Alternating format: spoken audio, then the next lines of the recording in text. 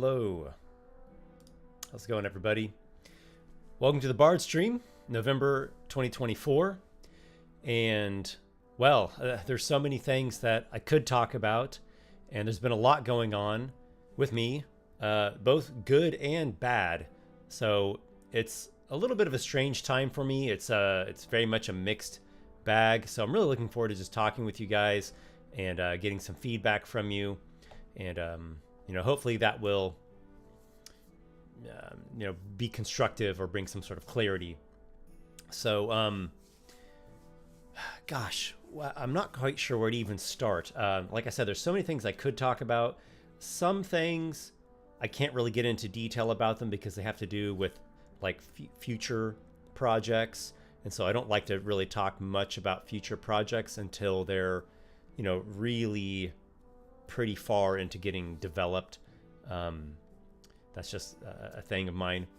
But I think probably a good place to start would be to do the December patrons drawing, the selected patrons for the month of December.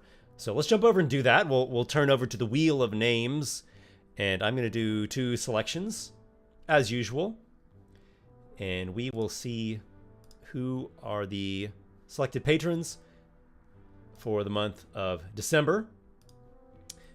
These come from patrons at the Lore Keeper level and higher on my Patreon, Esper the Bard on patreon.com. And depending upon what level you're at, your name could be in here 1, 2, 3, or even 5 times. There's one fellow who's in there 5 times. He's at that top level. And whoever is selected, I will reach out to you by email and by Patreon direct message, and you can choose a reward of your choice. You can have a monster or NPC concept featured in the newsletter. I'll bring that to life. Or you can submit a topic for me to discuss on the Bardstream, or even appear as a guest on the Bardstream. We could do a one-on-one video call. I can give you feedback on something that you've created of your own. I'm pretty much open to about anything. I like this kind of fun selection reward and engaging with you all and giving back to people. So let's give this a spin and see who the first lucky patron is. Round and round the blue dragon goes. We are on Delance. Congratulations, Delance. I will reach out to you within the next 2d20 hours. All right, and we'll do one more. I always do 2 of these every month. I try to do them on the Bardstream. That's a cool way to do it. Have a bit of a public show. Zaful, you were chosen last month. Oh my goodness, twice in a row. I don't know if this ever happened before. Somebody chosen 2 months in a row. Zaful, apparently a great deal of luck is with you. Congrats, guys. If you all have any questions, go ahead and put them into the chat. I'll see about doing some Q&A. I always like to do a bit of Q&A during the Bard streams. And I'll see what I can get to in terms of live questions. All right. So, oh gosh, where do I even start? I think I'll talk about what's kind of most interesting currently, like what's on my mind and what's really motivating me and inspiring me the most. And so the big thing on my mind is the idea of creating a game. I made a post about this on YouTube, say a week ago, and let me see if I can pull it up here and I can show you the results of this poll that I put up. And it's something that I've really been thinking about quite a bit. The possibility of creating my own tabletop role-playing game. Let me see if I can get this to appear. Yeah, here we go. So here is the poll. Hypothetical question: if I were to create my own TTRPG, what seems the most interesting? 27%, and this got 1,713 votes. So a pretty good response. I would say one of the most responded to polls I've ever done. So 27% said they would most prefer a 5e compatible tabletop role-playing game. 37% said, so this is the biggest response, a role-playing game that is somewhat like D&D, but still is its own rules, its own mechanics, it's complete own game. 24% said something very different, go as innovative as possible. And 13% said, I don't know. So there's not really much of a difference between the responses on the option 1 and option 3.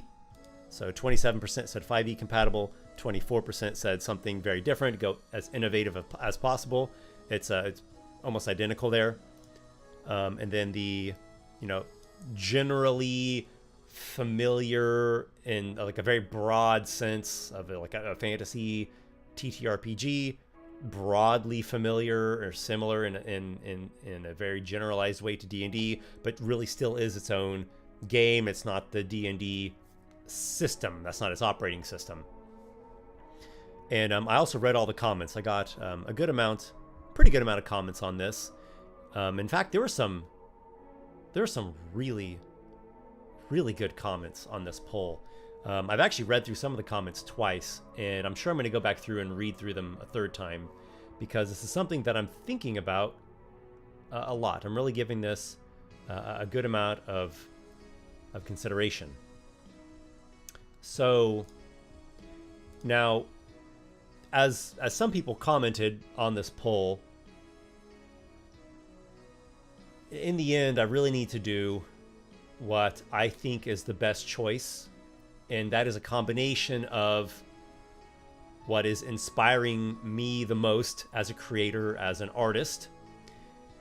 It's a combination of that and what I think other people will truly enjoy and what I think people will connect with, because what's the point of a creator creating anything if people aren't going to connect with it, if people aren't going to engage with it, if it isn't going to be interesting, entertaining, meaningful, helpful, inspiring, ideally. Yep. So I have to reconcile, or have to balance, maybe I have to balance those two things. What's really fueling my fire, what inspiration is really coming to me, and what like game mechanics do I think really are the best in a number of different ways, why I think they're the best, and then something that I think people actually would enjoy playing. Now, I posed this poll as hypothetical question. It's a what if.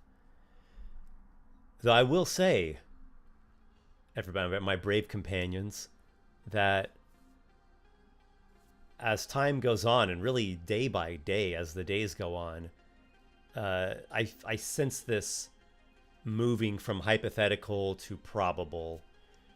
And that's a question I think is worth talking about. I don't know if I'll get into it on this stream, but why would I want to? I put out the November newsletter, Scrolls of the Bard, just a couple of days ago. If you're not already signed up for that, please sign up for it. It's like a free version.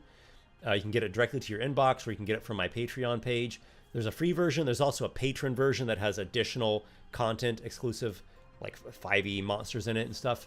So anyways, I put in there at the beginning, what would it be? What would my own RPG be? And I even said right at the beginning of that, the first step really is not what should it be, but it is why should it be? Why should I create a game?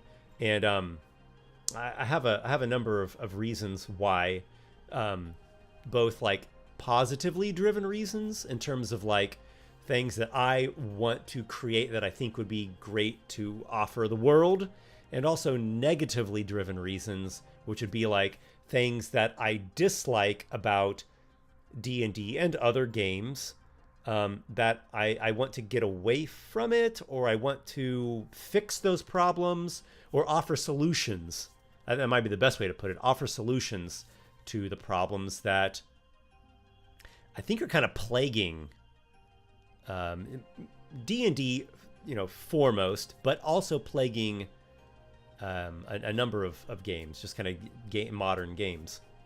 And we could even broaden that to just modern fantasy or modern media. So that's where I'm at, everybody. I'm really at this very, very initial step, very conceptual space. I get it that it is a bit abstract, and that's not always the coolest thing.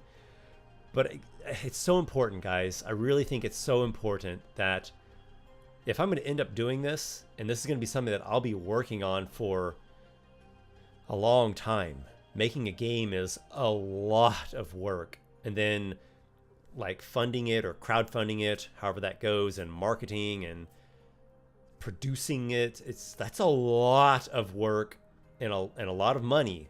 So this is a really big deal, and something that if I'm going to do it, I really want to do my due diligence and try to do it right and take the best steps that I can.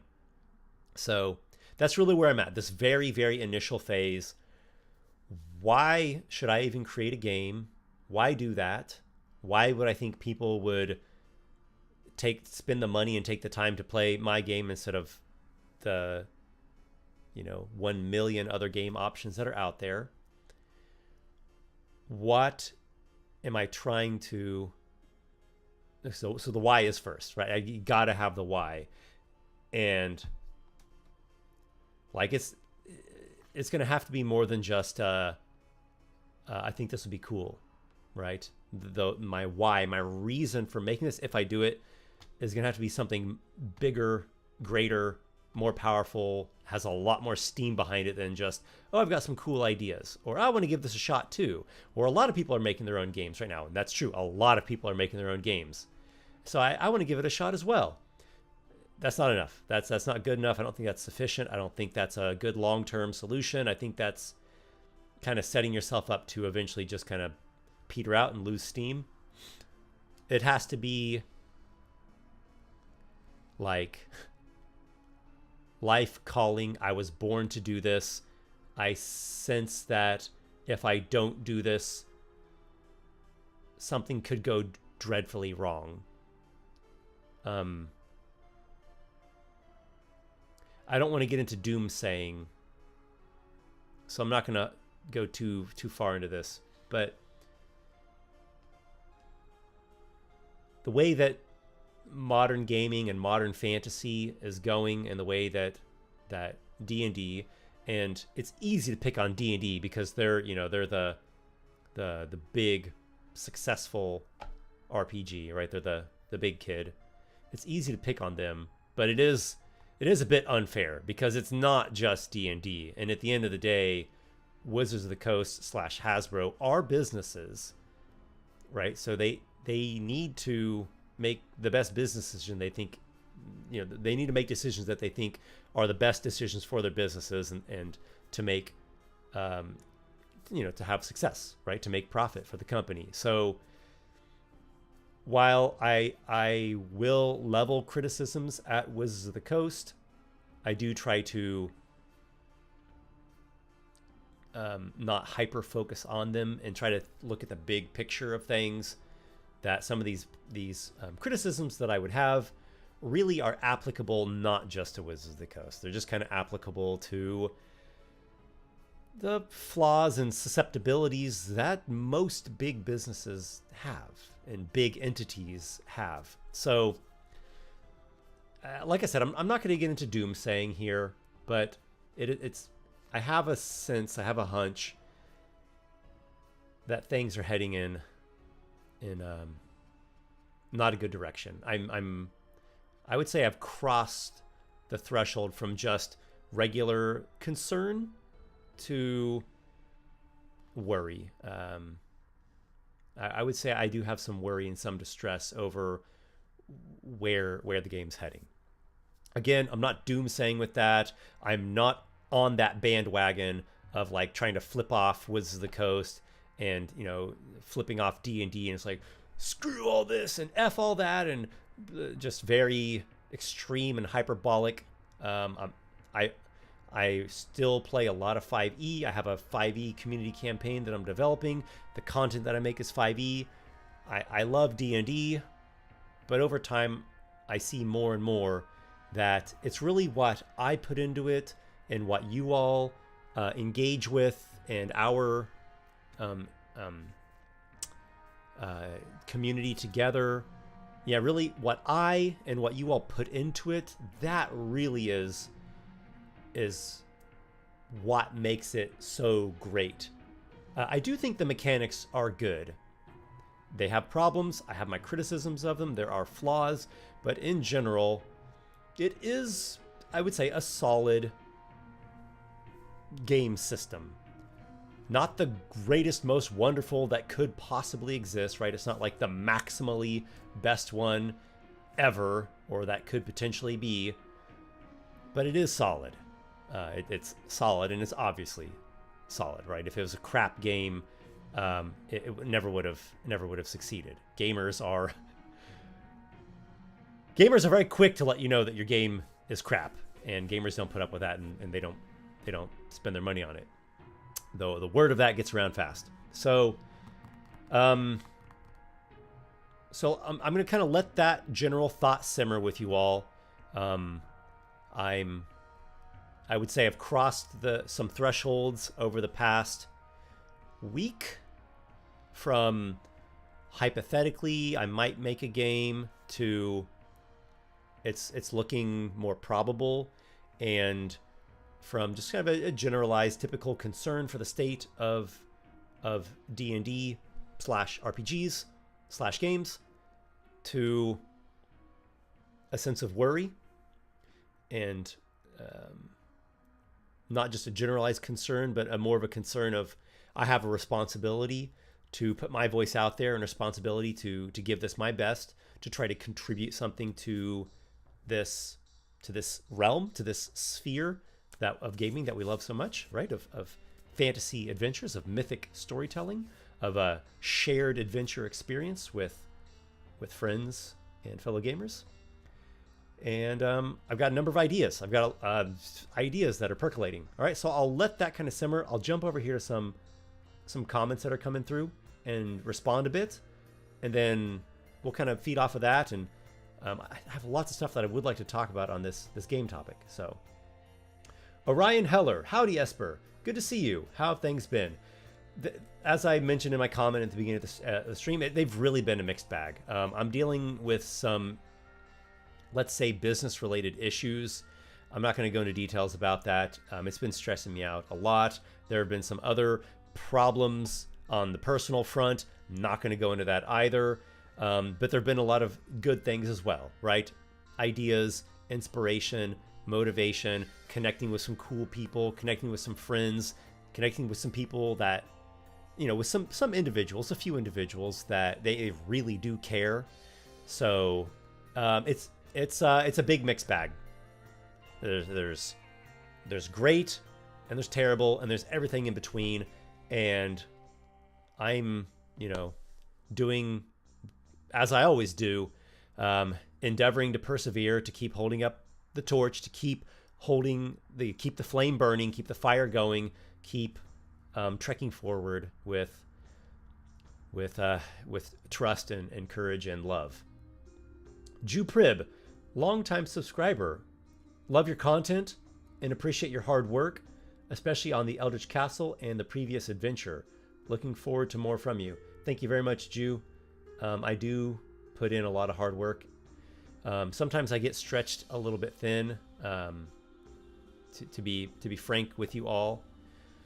But I put my heart and soul into my books, and when I create adventures like Eldritch Castle, and the one that Eldritch Castle that I've got going on Kickstarter right now, and the series that I ran previously, and my Monstrous Heroes and Esper's Emporium, and the kind of more in-depth videos that I make, an in-depth adventure series I put on my channel. And I'm also working on fantasy novels. I've been working on them. I'm like working on a 6th draft of a couple fantasy novels. Working on yet another revision. I put my heart and soul into these things, guys. Swahiti. Sup, fam? You're my favorite YouTube content creator. Brothers of Fjarlstead is my favorite thing. Glad to hear you say that. I was just thinking about the Brotherhood of Fjarlstead today. We'll revisit them sooner or later. Their next chapter. They're not speaking to me at the moment. Those characters are not right. Those spirits aren't telling me what's happening next, like what the next big chapter is. But I do have a general sense that there will be another chapter. Shanho, Esper, you're live. I am live. I've had a couple buddies who made their own RPG back in the day. The beauty of D&D is you can make your own rules. You can change all the rules if you see fit. The rules in the book is just the scaffolding. Exactly. Yeah, I get so much out of D&D, but a lot of it is the way that I implement those rules and my own world that I create and that you all in a fashion co-create with me. Yeah, everything that I put into it and the modifications. One of the strengths of 5th edition is that it's very flexible. It's a very flexible system. I find it quite viable to create content for 5e that better suits my tastes and what I'm motivated by. Let's move on down a bit. Crush Pusher, have you tried the World of Darkness RPG system, Esper? That may be something you could consider if you were to branch out from 5e / Wizards of the Coast. Yes, I have. Actually, not too long ago, I played some World of Darkness, a vampire game. I didn't play it a ton, but I played a couple sessions, and then I also played it a little bit like back in the day, like in the 90s when it was still like a brand new Vampire the Masquerade endeavor. And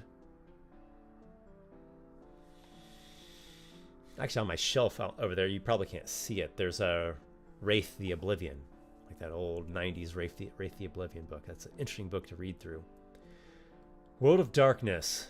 I can't say I have a very strong opinion about it. I would really need to play it and delve into it more to have a very strong opinion. I would say I just have a mild opinion about it, like a mild strength opinion of I really appreciate that it has a style. Like you read those books and there is a style to them. There's an aesthetic to it. There's a tone. There's a look. There's an artistry. And there's a feeling. There's a vibe. I appreciate that.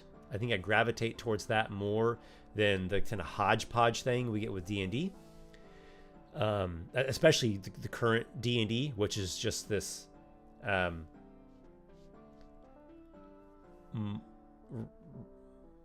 rainbow multiverse diarrhea. It's just kind of everything. Kitchen sink. Just it's all in there. It's everything. We're everything and everything. We're Disney and Pepsi and Marvel and video games and modern, and now we got guns and everything's glowing in every single color, and it's everyone all together, everything everywhere all at once. The sludge. It's gray at its core, guys. It's gray at its core. The sludge must flow. What else do I like about World of Darkness? Some of the writing, some of the prose, the way that things written in there, it has sort of a poetic sense to it. I appreciate that. The artistry to it. The mechanics itself, they're decent. They're I haven't found them to be I've found them to be fairly simple, actually. So on the one hand, they flow really well. Sometimes I wish there was a little bit more crunch to it, a little bit more depth, but again, these aren't strong opinions. I haven't really played it enough, so I could be completely wrong. There could be a whole other layer to the game system that I'm ignorant to. Ricardo Gregori, that's a cool name. Ricardo Gregori. Love your content, man. Breath of fresh air after some hectic days. Keep up the great work. I'm so glad to hear that. Every once in a while I get messages from people saying that they got something out of my content more than just entertainment. There was something meaningful, or it helped them in some way in their life. And those things, they're very moving to me. They really touch my heart when I get those sorts of emails or messages or comments. That's yeah, man. There's nothing greater. There's nothing better than that for a creator, to know that your work served as true art for somebody. And that's what true art does. True art is this. It's like this real spirit that like reaches out to somebody's life and is a companion for them, or inspires them to keep going on their journey, because the journey of life gets incredibly difficult at times. Life is very complicated, and it's very, very difficult. So as a creative, to know that something you've made meant something to somebody and helped them, it's incredible. It's like the most rewarding thing, the most fulfilling thing. Like the only thing that I think would supersede it would be like having children. Having children, having co-created new lives with my wife, and my interactions with my children and raising them, and the love that we share, and the love that I share with my wife as well, my family. So yeah, like my spiritual life and my family, those will be top. But my creative endeavors, when they mean something to people and they connect with people and really help people or inspire people, like that's up there as well. That is my spirituality, put it that way, or a big part of it, right? To create stories, worlds, characters, creatures, adventures, to delve through these struggles and these battles, and to try to explore the human experience, and find, what does this all mean? What's the right thing to do? Who am I? Who should I be? Who can I become? What can I create out of all the potential and all the opportunities that are there? How do I grapple with this like ever shifting, crazy experience of being a human in the cosmos? It's in my blood. That's what I was born to do. That's what I've been doing my whole life, and I couldn't stop doing it any more than I could stop drinking water or eating food. Trick 20. At the end of the day, it is the players playing the game. They change how the rules work according to what's most fun for them. Although I do agree with you to an extent. So the ideal situation is the people playing the game, game master and players,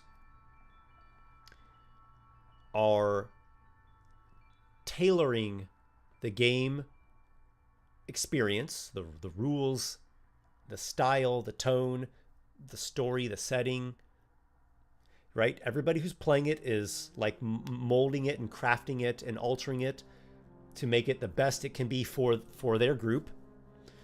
And at the same time, the game rules itself are excellent. I would even go so far as to say, if the game rules can be made excellent, the people playing the game are relieved of the burden of having to augment it very much. If a game is truly great, then the game master doesn't need to keep tinkering with house rules and fidgeting and not fidgeting. What's the word I'm looking for here? Fiddling with the mechanics of the game and the options and such. That possibility should always be there, because that's the beauty of gaming. You get to make it your own, and it's a tool set, tools that you can wield for your own needs and what's inspiring you. But that would be my goal if I made a game, that the game itself, the actual mechanics of the game, the rules, and the style of the game, the aesthetics and the tone, the artwork, all that, the writing, right? The rules and the style are all excellent. and it frees the people who play it from the time and energy they have to spend tinkering with things. Though again, they have the option to tinker with it in their own, in their own home, in their own game table. Stanho, I think you'd be very successful if you made a TTRPG for younger kids. Huh. Actually, that's something I've not considered before. I've considered writing children's books. I'd love to write children's books, actually. I think that'd be fantastic. There were so many books that inspired me as a kid, and I love reading books to my kids now. But I have not yet considered an RPG for kids. In fact, my inspiration has kind of been in the opposite direction of making things a bit more serious, a bit more mature, a bit deeper. Nicholas A. Hello, Nicholas. Good to see you, man. For all his shortcomings as a film director, M. Night Shyamalan has a perspective on directing that I agree with. Basically, that you should only do it if you're willing to sacrifice everything. I think you have the same passion and drive for RPGs, and that's inspiring to see. I have no doubt that you will produce something great when that day comes. You should only do something if you're willing to sacrifice everything. The older I get, the more I realize how limited and precious your time is. And time is a resource in your life that ultimately you cannot create more of it.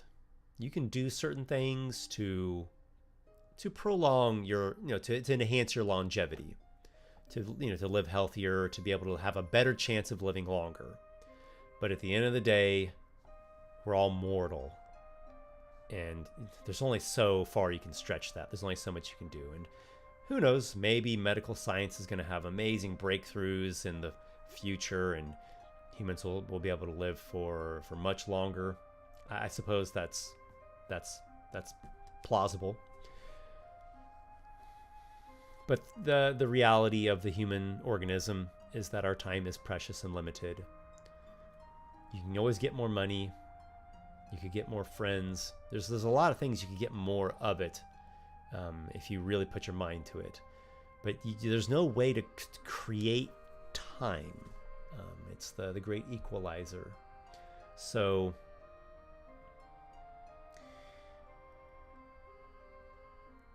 it's a rough thing to grapple with, and we all have to grapple with it. I think some people think about it more than others. And I would say that's another threshold that I've crossed, not just in this week, but in the recent few years. It's a threshold I've crossed where I'm really starting to feel how limited and precious time is in life, in that, and also with the added responsibilities of having a wife and children. It's like it makes you carefully consider the moves that you make and to not squander your time as much. I still have a lot of improvement to make in this area, and I had many years where I did squander a lot of time, and that sucks. And I was like crippled with anxiety during my 20s, essentially, just to throw that out there. So if I'm going to do this and sink, who knows, 2 years into making a game, like, it's gonna have to really be something that I believe in it, and I've got my heart and soul in it, and I think it's something that's gonna be really great. Test pattern. Esper, thank you for the content. A question. Have you looked into Pantheon, Rise of the Fallen MMO? It reminds me of old school Dungeons and Dragons. I have not. I'm somewhat out of touch with video games. Let me quickly Google it here. Pantheon, Rise of the Fallen. The name itself doesn't immediately impress me. It's a very generic name. Whenever rises is in the title of something, it's kind of like red flaggy to me. I'm not saying this game is bad. I don't know anything about this game. But this is just kind of a little pet peeve of mine. There's so many things. There's something rises, the rise of something rising, rise, or whatever. It's just like this most overused word, and 9 times out of 10, the thing that has this rise thing in the title is mediocre or crappy. But I'm gonna give this a chance. Pantheon, Rise of the Fallen. Okay. Community, challenge, discovery. Join the denizens of Terminus to uncover the mysteries of a world divided by celestial loyalty, ... and betrayal. Make strong allies or even stronger foes while you explore a captivating landscape that has its own stories to tell. I guess I should have shared this so we all could have been looking at it at the same time. There we go.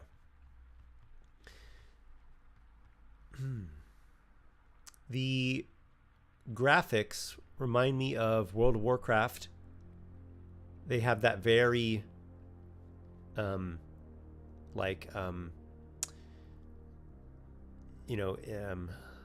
what's what I want to look for, what I'm trying to say here. It's made to be kind of like broadly appealing, has kind of a warmth and a whimsy to it. Blocky shapes, rounded shapes, a bit exaggerated. Maybe seems like a little bit more classic World of Warcraft. I don't know what World of Warcraft is like nowadays. It's probably gone pop like everything has. So this is like, yeah, maybe a step back, like you said, a little bit more like classic WoW or classic D&D. They've used this ellipses a little bit wrong. There's like no space between loyalty and the ellipses. That's a little, makes me have a little bit of a Make strong allies or even stronger foes while you explore a captivating landscape that has its own stories to tell. The new MMORPG can now be played by all pledges during the test season's schedule.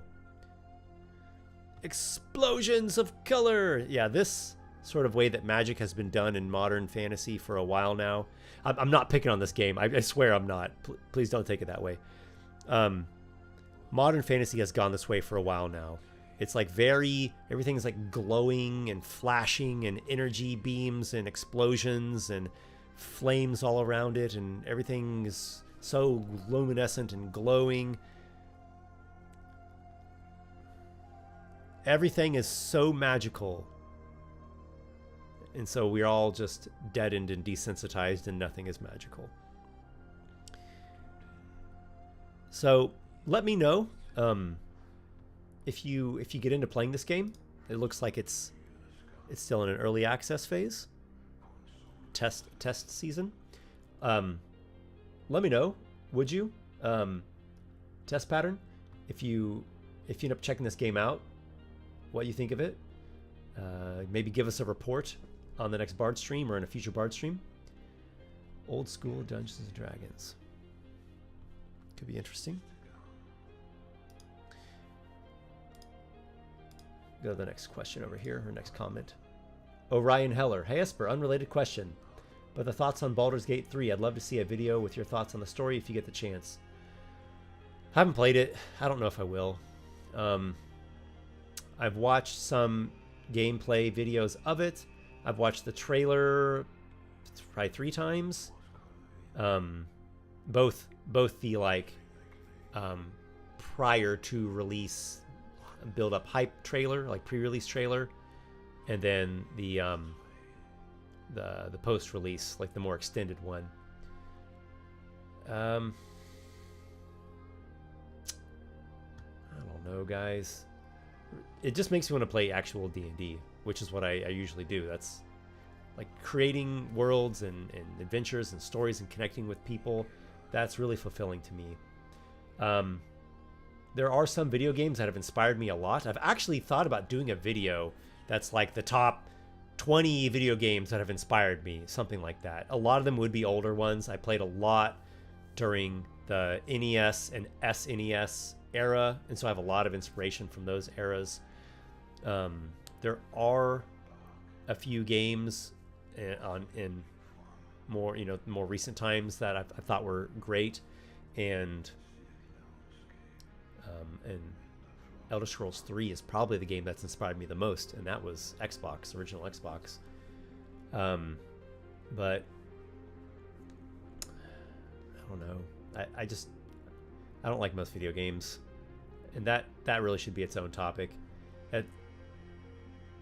Or maybe it's kind of related more to just my general criticisms of the way fantasy is. Let's before I jump over, I want to finish a few comments here. I'm just noticing them. Swahiti, dang, now I want children. Definitely have children. I cannot endorse and encourage it enough. Don't do it before you're married. Make sure you get married first. You know, like play your cards smart. I'm going to be giving dating advice here. I can give a lot of dating advice. I have let's say a storied past. Only get involved with someone who you both are aligned spiritually, and by that I mean either a shared religion, or a shared value system, a shared philosophy on life, right? Only get involved with someone who you want, someone who's like the optimal amount of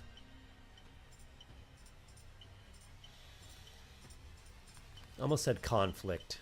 I don't know if that's the right word. Like, you don't want somebody who is just like a pushover and is like disoriented and doesn't even know where they're going, just like a floating leaf, and it's just like bumbling along, and you're just kind of both bumbling. And you don't want someone who you kind of like domineer them, right? But you also don't want someone who like despises your perspective on life and is like your enemy. Ideally, you have this like sweet spot balance where you have affinity for each other, you're supporting each other, but you also challenge each other.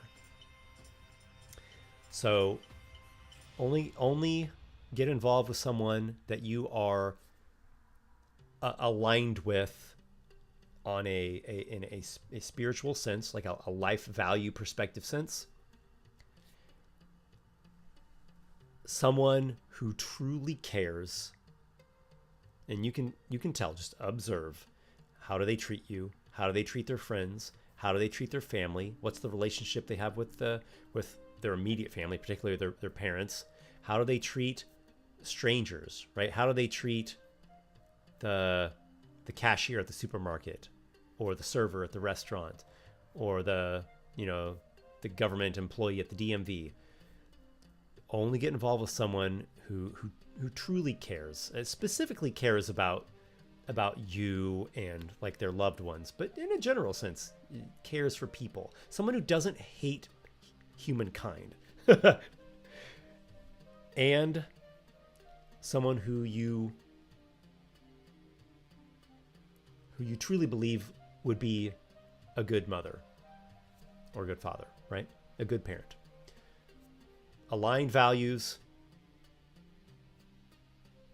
truly cares, would be a really good parent. Marry that person, do your very best in the relationship, then have kids. And it will be the greatest thing in your life. And it will be the greatest adventure of your life. And it will be the greatest sacrifice, the most difficult thing you've ever done. And the reward for that is the greatest joy and the greatest love that you'll ever experience. The greatest relationship you'll ever have. A sense of meaning that is unshakable, no matter what happens, no matter what. You have your kids, right? You passed the torch down. All of these uncountable generations that came before you, of all these people, your parents, your grandparents, your great-grandparents, your great-great-grandparents, are going back and back and back, chapter after chapter after history, eras and epochs, and somebody almost died in war, and they fought through to survive, and someone almost died from a disease, and they fought through, and someone only lived because someone in their family like cared for them when they almost died from some terrible accident or some terrible tragedy or illness or war, and like somebody was a slave, and like they had a horrible amount of suffering and an unjust existence, but they fought through, they endeavored, and all these ancestral generations fighting through brutality of life, through the shattering of life, to pass that torch down, and it gets to you now, and now you're the one holding that torch. And out there in the darkness of the unknown future, there's this voice.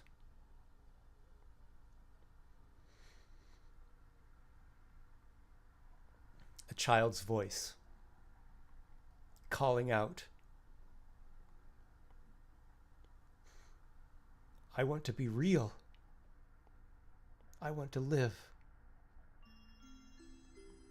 And the hands are reaching out for that torch. You got to pass it down, man. You got to do it. It can't end with you. All right. I'm gonna get back on track here, guys.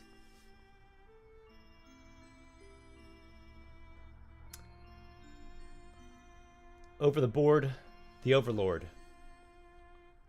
I just wanted to stop by and say that I absolutely love the monster matchups. That's a great transition right there. That's a great transition. There's a childish sense of joy and play with those monster melee videos. I get a great kick out of them. Are they the deepest content that I've ever made? No. But there's real magic in those. Sometimes they're a little too complicated. That's kind of a lot for just one guy to juggle. But it's great fun. And it's just so curious. I'm so curious to see how these things are going to turn out.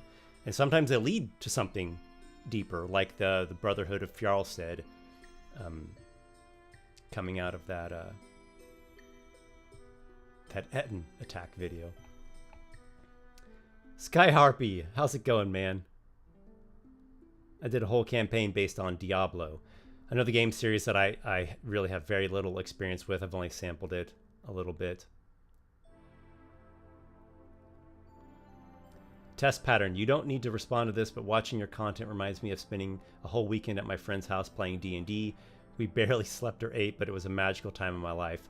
Yeah, I have so many great memories of days like that, or weekends like that, or even time periods like that in my life, where me and my friends, we are on those adventures together, and I still get to connect with people in that way. Like that's never ended. That's what keeps me going. So that's awesome.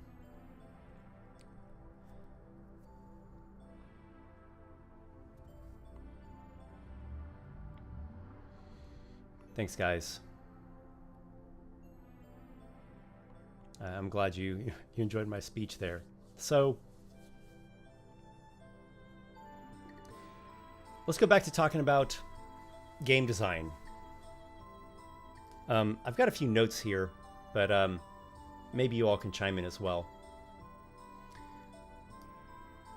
I've made a few notes about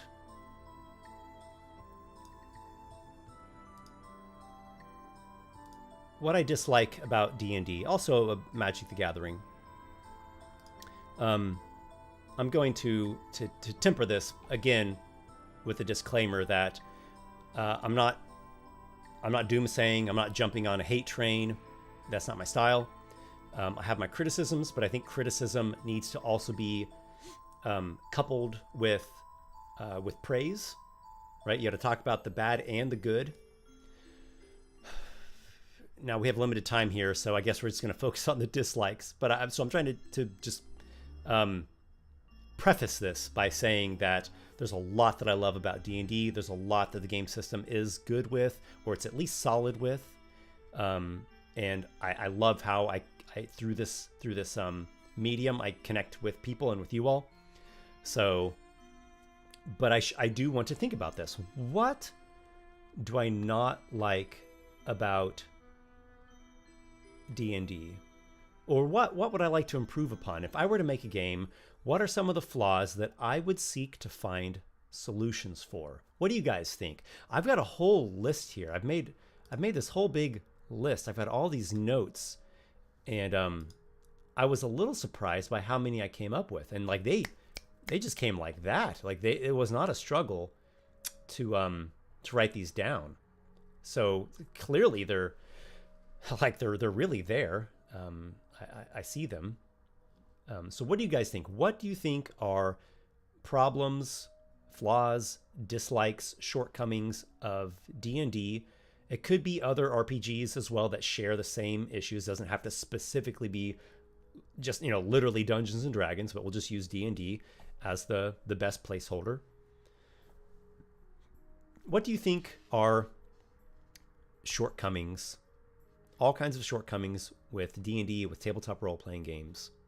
Things that you really wish somebody would find some good solutions for or offer some better alternatives for.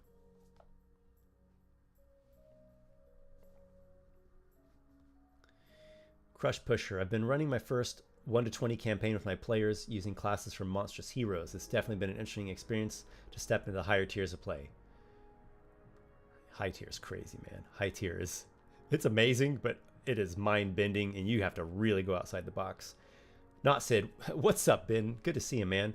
Style/theme are probably the things that need the most attention. I've been looking through this recently. Dun, dun, dun! Yeah, I've been reading through the new Player's Handbook, and that's probably my biggest criticism. Style, theme, aesthetic. That the mechanics, I don't really have too much of a problem with it in general. I think in general there are more improvements than things that got worse. There are some things I think got worse. There are some things I don't like that I think are annoying. There are some things that I think are like, they're just kind of tinkering with it, just kind of fiddling. It's maybe slightly better, but it kind of comes at the cost of something else. And then there are some of the things that I legitimately think are better, and certain things are done in a more practical, sensible way. But the style, oh my. Yeah, that's probably the thing that I like the least about it. Metallica Dragon, critical hits and player wounds. I'm going to make some notes based off of what you guys are saying. Like if someone puts a comment on here that's not something on my list, I'm going to make a note of it. So critical hits and wounds. We'll call this on my notes live stream feedback. Yeah, that should be good. Should I share this notes document with you all? Yeah, why not? Maybe a little visual could be helpful. Let me put this over here.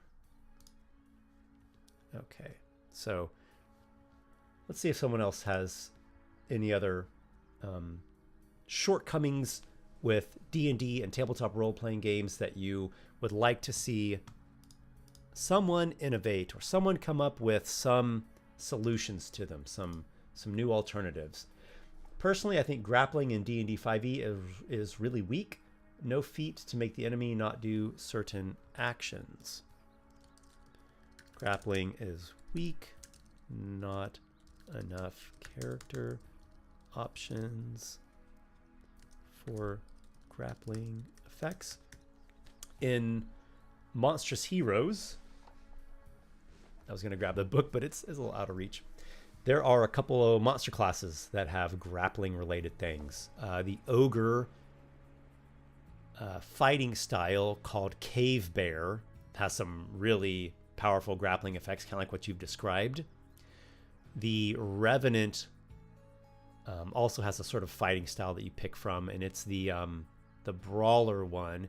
It has some like grappling and choking effects that can be quite interesting. And there's another one. What is it? The Paracosma, the aberration.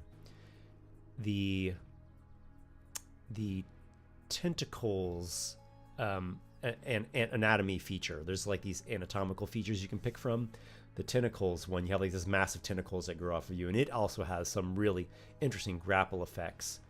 And you can even pair that with some of the psionic power options. Like there's ones that you can potentially teleport to another side of like the battlefield or the dungeon, and like bring the teleported creature with you and like isolate them. Or even at higher levels, you can even like take them into this little pocket dimension by yourself, and you're like alone in the dark in this like weird pocket dimension with the creature that you've grappled. So check out Monsters Heroes if you want to see some interesting grappling stuff going on. Test pattern. Esper, I would love D&D to be more accessible for new players. I'm still looking for a new group, and that is the most common concern when I ask people to join.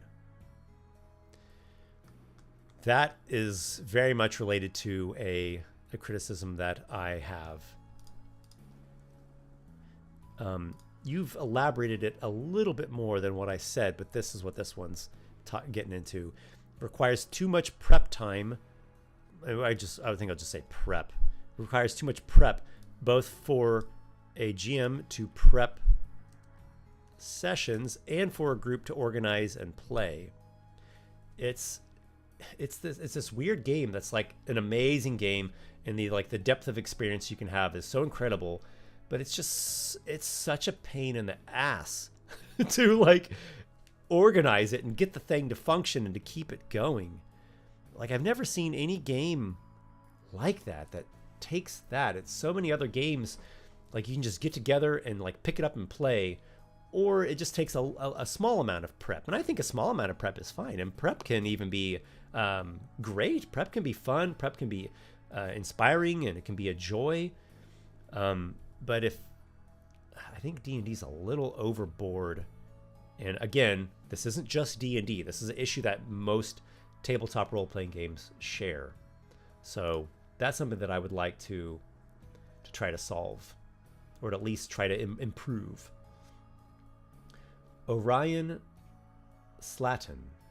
Item utilization and exploration, making the page of items more relevant in the game. Adventuring gear utilization during exploration should be more relevant.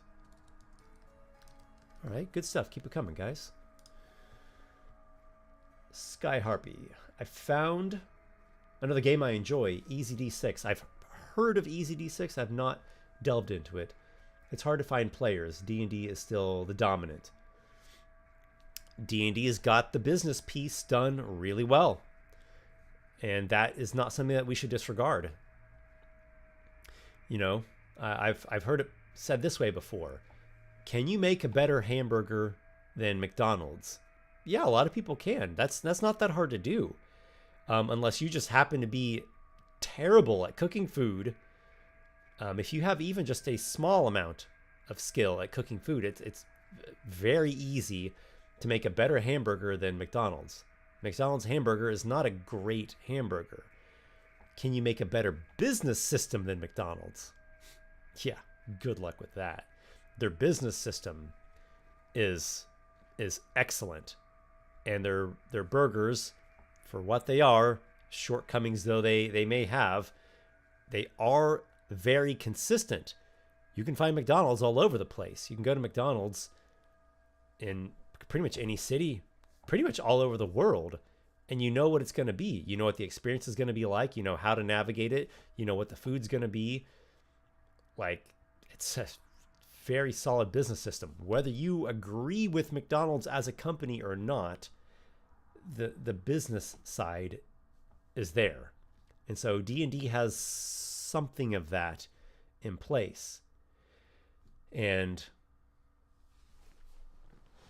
if there were to be a game that the game itself was better than D&D, and we all liked it better, and we liked the company that produced it better, and just for all intents and purposes was better, in order for it to truly be effective and take its place, it would have to also have an excellent business system. So, yeah, how about that? Orion Heller, I wish alignment mattered as much as it used to. Alignment has been all but made irrelevant with the newer editions of D&D. Yep, I agree. I put something like that in here. The cosmological, spiritual, and philosophical aspects, like gods, religions, and alignments, have been reduced more and more.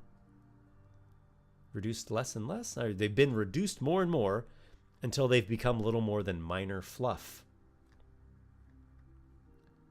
Yeah, I just like that as well. Yeah, I would like to find a solution to that or improve that.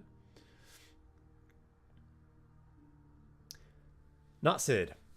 Themes just need to be put in their proper place. I think that can only be complete at the executive level. The different settings / regions sort of run together. So I've wondered, are a lot of these problems, in particular we're talking with this comment here about style and the world building, are the problems stemming because of like corporate drive, profit over people? We got to, we got to sell the product. We got to turn the product over. We got to, do better and better as much as possible as a business. Is that the root cause? And particularly because it's like, it's like a big corporation and a publicly traded company, right? As opposed to like a private company where it's like private owners. We are going to stick to our guns. We're going to stick to our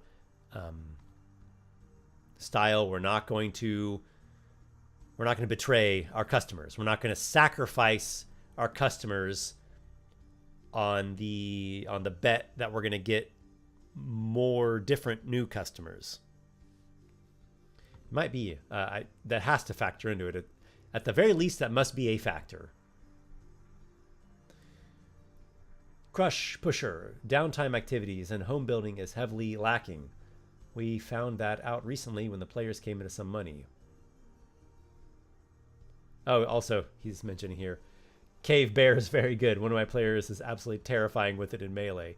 Yeah, the Ogre Cave Bear grappling stuff is made to really take grappling to a whole nother level and like restrain them and pin them and, shut their mouths so they can't cast spells or breath attack or bite or like hold their arms back so they can't strike with weapons.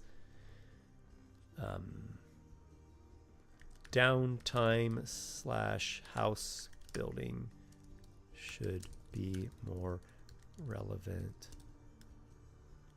I had a thought. It was a very quick one earlier today about that. And I'm trying to remember what it was. It was a very short, I only thought about it for a minute, but what was it? Oh, right. It was something about this thought of like characters in D&D oftentimes are just kind of carrying everything with them. I guess that's part of why murder hobo is a term, because they're just like, it's almost like they've got this shopping cart and these like bags full of all this stuff. Again, this is not specifically picking on D&D. Kind of RPGs in general have this problem where your character is just carrying a whole like scroll menu worth of gear on you, instead of you being made to have to pick between a limited number of items, a small amount of gear, but finding like the best, most relevant gear that maybe provides you like the most like the best benefit or the most interesting tactical option with those items during combat and during exploration. And then a home can serve one purpose of where you protect and store your hoard. But I think there needs to be something more to it. I think it's still unsatisfying and empty if it's just the place where you store all your stuff. Like I used to play quite a bit of Elder Scrolls, and you work to save up enough to be able to purchase a home, and then you get it, and maybe you like do the whatever refurbishing, build out your home, and maybe you have like a NPC who like stays there, and you just dump your stuff there, and that's it. It's just this hollow thing. I guess maybe that's just because it's a symptom of being a video game. And video games ultimately are just programmed things. They're not people. They're not alive. I don't know. Definitely something to think about, though. Not said, the warlock in my fresh Ikoros campaign is a great old one, and her patron is a Paracosma. That's a freaky patron right there. Golden Weave animations. You know what would be cool? If weapons in D&D had special effects, like maces possibly stunning the target if max damage is rolled, or a flail rolling its missed attacks because it spins.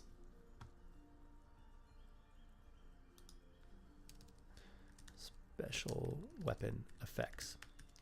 So, D&D has something like that now in the new 2024 Player's Handbook. There are weapon masteries, which the name is clear, so that's good. It's a good, clear name. It's not confusing, but it's kind of not the right name because you can have them just at first level.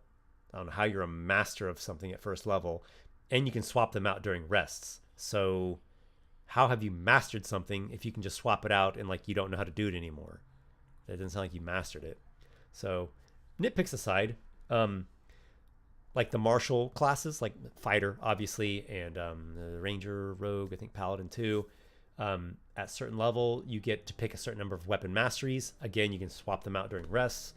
And there are these like special effects you can apply when you hit with and deal damage with the weapon that, like every weapon now has a weapon mastery feature. So like, there's this one weapon mastery called Vex, and if you're using a vexing weapon and you hit and deal damage with the vexing weapon on your turn, then your next attack against that target before then your next turn has advantage, which is actually an effect I have in one of the classes in Monster Melee, in Monstrous Heroes. It's I'm forgetting now. I think it's either with the Revenant or with the Vampire. Like one of the options you can pick is that same exact effect. And there's also a spell in there. It's a cantrip, Assailing Apparition. Yeah, it was used by the Gnoll Warlock in that Gnolls versus Lizardfolk video recently.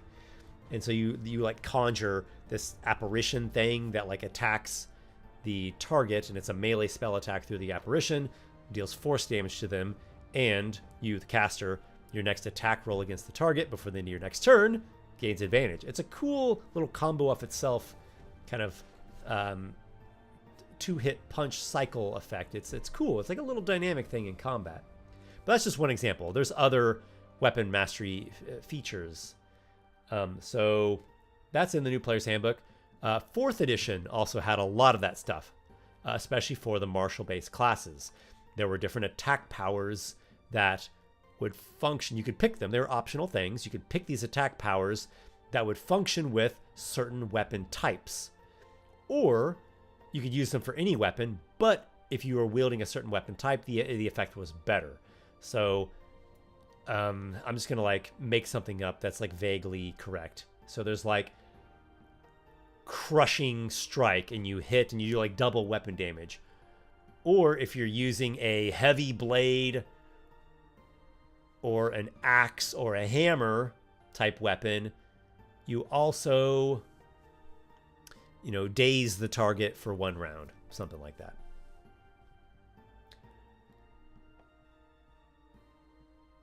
Okay, Asepsis Aficionado. Asepsis Aficionado. Some of my most fun sessions have been ones where we improvise on the spot and do no pre-planning. We would swap between player and GM roles during the session itself. A lot of magic happens on things that are improvised. I love things that are improvised, and I love random roll tables. A lot of magic comes out of those sorts of things. I like writing. I am a writer. I love to write, and you can really get into interesting and deep things, and also edit out plot holes with writing and prep. But yeah, I will always have a great love for improvisation and the magic of the moment. Orion Slatin. I agree with Crush. More options when it comes to spending gold instead of more magic items. Not Your Echo. You can make a better hamburger than McDonald's, but when you have a taste for McDonald's hamburger, only McDonald's and their burger can satiate that craving. It is a specific flavor. It's a specific experience of eating it. That is true. And there's, they have so much consistency with their business that some people get into it. So I can't personally recommend eating them. Craig Doc Savage. Hey Craig, good to see you, man. I think more options for adventure hooks, finding patrons, meeting NPCs, rumors, etc. More options for interesting adventure hooks. I also think there should be balance about adventuring parties. I can see level 20 murder hobos turning into the boys really quickly. I also think there should be balance about adventuring parties. I'm not quite sure. Maybe you could expand upon that. Golden Weave animations. Perhaps using a large weapon in D&D such as a greatsword or a flail should take a penalty to attack roll if used in a cramped area like a house or dense forest. This would make daggers useful. Yeah. So you have to be careful. You have to be very intentional when you create things that have drawbacks or penalties.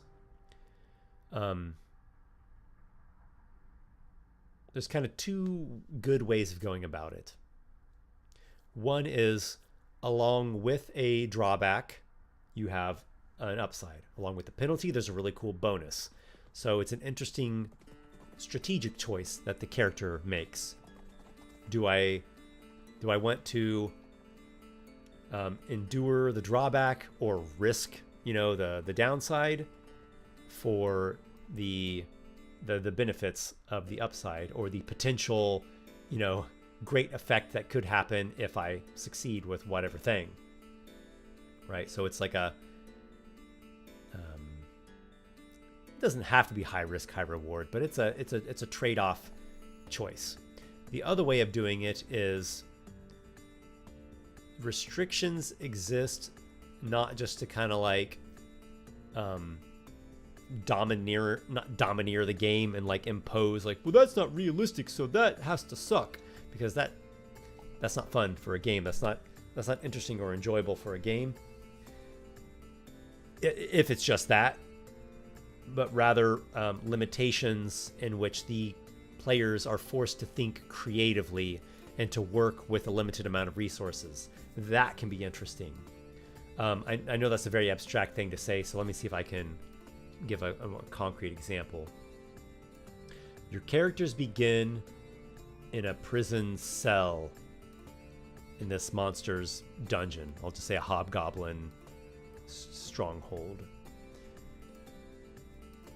You have a piece, like a little sharp piece off of a bone that you picked up, and like you have a handful of small rocks, and you have not an item, but like an NPC contact. There's like some strange old guy who's able to whisper to you through this little tiny crack high up in the wall near where you're chained, and you can like whisper with this mad NPC in the next cell over. That's a very restrictive scenario, but it illustrates the point. And the players have to get creative and find creative solutions with limited resources. That can be very interesting.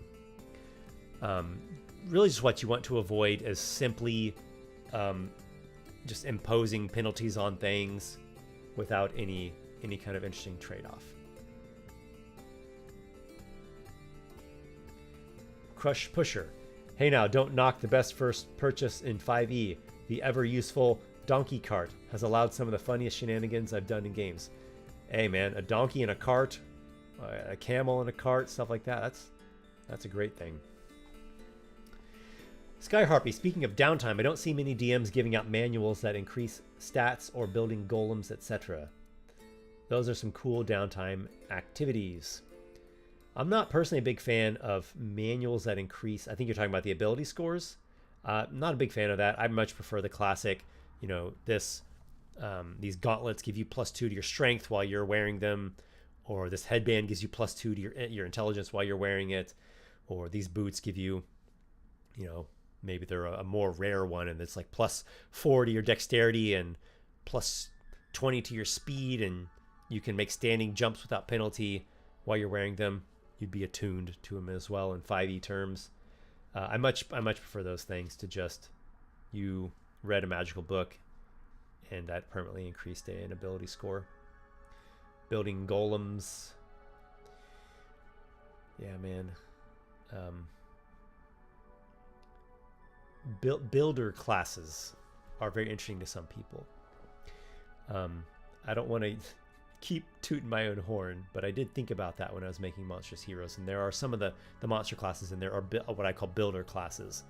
Vivilith, which is a golem-like thing. It's this intelligent construct. The Protean, the Ooze race class, and the Paracosma Aberration race class. Those three very much are builder classes, where you're like augmenting and building your character and really playing like a tinker and getting into this like nitty-gritty, crunchy mechanics of building your character just how you want. Though I understand here that you're talking about building a construct. The Artificer in 3rd edition, technically 3.5 coming out of Eberron, it was, I think, the best I've ever seen in terms of building things, crafting magic items, building all kinds of constructs. 3.5 wasn't as balanced of a system, and that's, in some ways, I think that's awesome. It was problematic in that it was way too crunchy at times. Like, the amount of rules and grit to that system was just mind-boggling. But what you could do, right? The breadth of what you were allowed to do was also amazing. So that was the upside. And whether it was artificers creating magic items and constructs, or dread necromancers creating all kinds of different undead, or wizards and clerics binding creatures, or enchanters dominating the minds of creatures, and there was no like concentration you had to sustain, so you could like essentially have charmed and under your sway of influence all kinds of people. These things were potentially so out of balance, but too much balance is it can be boring as well. Well, everyone, I'm about out of time here. I didn't even get into showing off the notes that I made about shortcomings with D&D, things I dislike about D&D and RPGs in general, and about Magic the Gathering. I'm going to include that in there too. But I could do that. Maybe I do it in another live stream, or maybe I'll just make a YouTube video about it. There's so much to talk about there. And these are thoughts that I have as I'm at this, let's call it, phase of initial exploration and inspiration, with the potential idea of me creating a game in the mid to long run, mid to long term future. Thanks once again. Appreciate you all, both for being here and for interacting with me, and appreciate you all watching the videos and commenting on the videos. As always, I'm going to have more of those to come. Lots of ideas. Some are Monster Melees, some are not. I keep hinting at a new series of mine that's going to be coming out in the somewhat near future. Very excited about that. I'm not saying anything about it yet, other than just that there's a new series upcoming that I'm stoked. I think I'll leave it there. So, wishing you all the best. May your adventures be many, my friends. Until next time.